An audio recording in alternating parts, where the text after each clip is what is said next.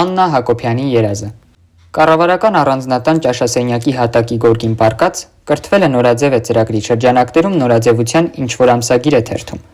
Խորքի սենյակից լսվում է Նիկոլի ձայնը։ Աննա, էս սեղանին մի հատ թուղթ կար, իրական Հայաստանի գաղափարախոսությունը, աչքովդ չի ընկել։ Չէ, բարկացած, որ ընթերցանությունն ընդհատվեց, ասում է ինքը, ապա շարունակում։ Մի հատ ուրիշ թուղթ կար, Արևմտյան Ադրբեջանի քարտեզը։ Դե դա նույն թուղթն է, հենց դա եմ ման գալիս։ Բա ուրա, նյարդայնանում է Նիկոլը, շարունակելով դեմքի վրա ֆլոմաստերով արագ-արագ բեղեր նկարել, որովհետև պիտի հարցազրույց տա ադրբեջանցի լրագրողներին։ Սառնարանը ճոճվում էր, 4 տակ ծալել դրել են ոտի տակ։ Անտարբեր ասում է ինքը, ապա շարունակում։ Այնպես որ բյուջեից 48 միլիոն դրամ դուրս կգրես կառավարական առանձնատների կենցաղային տեխնիկայի վերանորոգման համար։ Հա, մեկ էլ, օծանելիքներս վերջանում են։ Եթե միտեղ ելույթ ունենաս, ասա շանել առ շանել, գուչի առ գուչի հետ ենք բերելու, թե չէ ռեյնջ առ ռեյնջ, բրաբուս առ բրաբուս, 1000 անգամ ասացի, կարգ եմ ուզում, ոսկեզոծ կարգ։ Լավ էլի Աննա, ասում ես կրթվել է նորաձև է, բայց հեքիաթը լավ չես կարդացել, բայց չգիտես, որ ուղիղ կեսգիշերին կարգը վերածվելու է դդումի։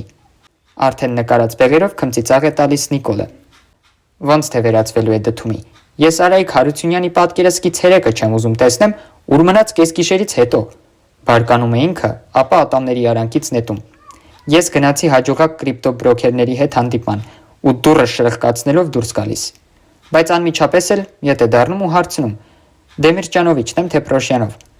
Որ կողմով ուզում ես գնա, այդ տարածքում դեռ սահմանազատում չեն կարել, պատասխանում է Նիկոլը։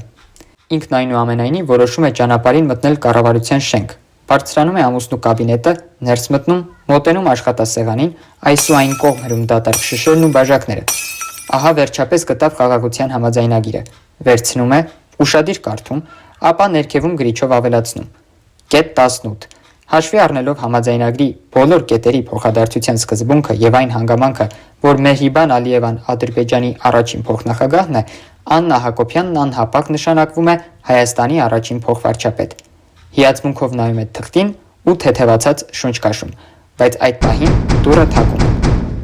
Արթնանում է երանության եւ տագնապի խառը զգացողությամբ։